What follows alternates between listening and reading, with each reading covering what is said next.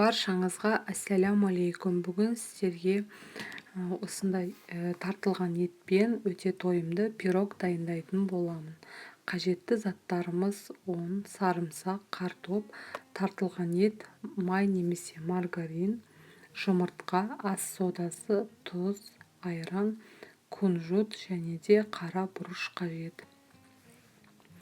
Ең алдымен майымызды ертіп аламыз. Ертілген майымызды құйып, айранымызды құйып, ас содасы, тұзымызды салып, қолымызбен жақсылап араластырып аламыз.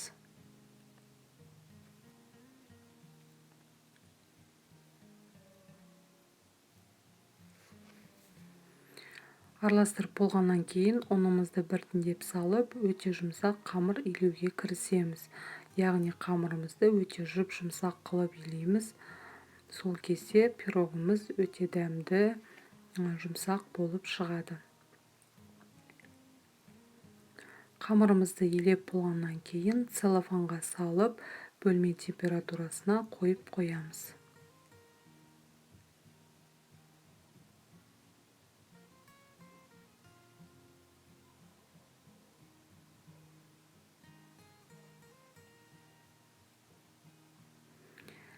Енді пирогымыздың салмасын жасауға кірісеміз. Салмасына сарымсағымызды осылай ұзынша етіп турап, яғни төрт бұрыштап ұсақтап турап алуымыз қажет.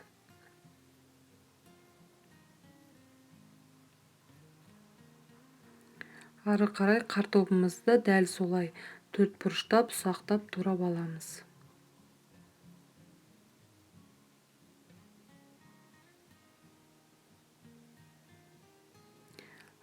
Картопымызды турап болғаннан кейін тартылған етімізді салып, дәміне қарай тұзымызды салып, бұрышымызды сеуіп, қолымызбен жақсылап араластырып аламыз.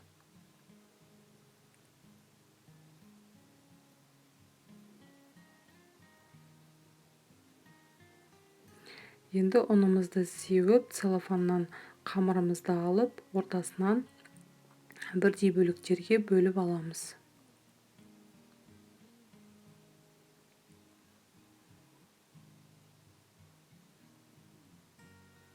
Екі бөлікке бөліп алдық. Енді осылай домалақтап, екеуін, яғни жайғанға дайындап қоямыз.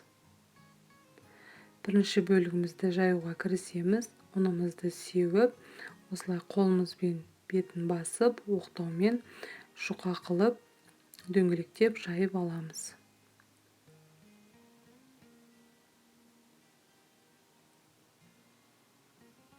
Яғни әр жайған сайын кішкене ұнымызды сеуіп тұруымыз қажет, әйтпесе қамырымыз оқтауымызға жабысып қалады. Духовкамыздың формасына осылай поклан қағазын салып, жайылған бөліктерімізді осылай салып шығамыз. Одан кейін бірден салмасын алып, осылай барлығын бетіне салып шығамыз. Барлық жеріне бірдей қылып тегістеп, қолымызбен жайып шығамыз. Енді екінші бөлігінде дәл солай ұнымызды сеуіп, оқтаумен тағы да жұқалап жайып аламыз. Екінші бөлігін осылай бетіне салып, жұмыртқамыздың тек қана сарысымен бетіне әдемілеп жағып шығамыз. Ары қарай күнжітті әр жерден осылай әдемілеп сеуіп шығамыз. Пирогымызды 150 градуста 40-45 минуттай беті қызарғанша пісіріп аламыз. Пирогымыз бізде дайын болды. Міндетті түрде жасап көріңіздер. Барлықтарыңызға ас болсын.